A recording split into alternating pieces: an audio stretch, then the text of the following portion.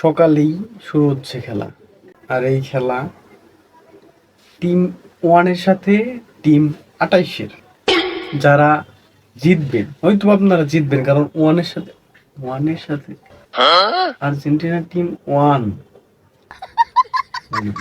যাই হোক, টিম 1 এর সাথে খেলা হচ্ছে 28 এর। তো আপনারা জিতবেন, এটা স্বাভাবিক বিষয়। তবে আমাদের যে খেলাটা হয়েছিল শক্তিশালী প্রতিপক্ষ, আমাদের 6 এর সাথে 7 এর খেলা হয়েছে। 6 নাম্বার টিম।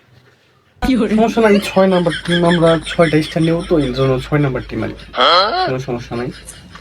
তো আপনাদের 1 এর সাথে খেলা হবে 28 এর, আমাদের খেলা হচ্ছে 6 এর সাথে 7 এর। তো বুঝতে পারছেন আসলে আমাদের কতটা হাড্ডাহাড্ডি খেলা হয়েছে, যার জন্য আমরা 1-1 ড্র করেছি। কিন্তু আপনাদের খেলা হবে 1 এর সাথে 28 এর। তো এই ম্যাচ আপনারা জিতবেন মোটামুটি ধরে নেওয়া যায়।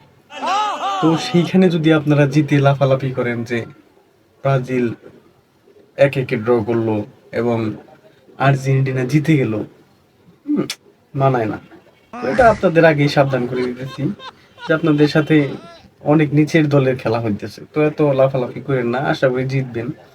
আমাদের পরের যে ম্যাচগুলো আছে 2টা ম্যাচ, সেইগুলো আমরা জিতে যাবো অনায়াসে, সমস্যা নেই। কারণ মরক্কো 6-7 খেলা, একটু হাড্ডাহাড্ডি তো হবেই। আর গত 29 ম্যাচে কিন্তু মরক্কো হারেনি, এবং আমরা বিশ্বকাপের ইতিহাসে প্রথম ম্যাচে হারিনি।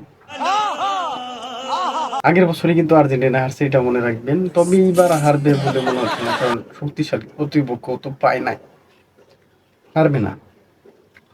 তবে যারা জিতবেন তাদের সমর্থকদের উদ্দেশ্যে কিছু বলছি যে আপনারা বেশি লাফালাফি করেন না, কারণ একটু র্যাঙ্কিং ম্যাঙ্কিং দেখেন, আপনারা তো এইসব আবার দেখেন না। এসব না দেখে লাফালাফি করেন, পেনাল্টি পাতা যদি পান তাহলে তো আরো সহজ হয়ে গেল বিষয়টা।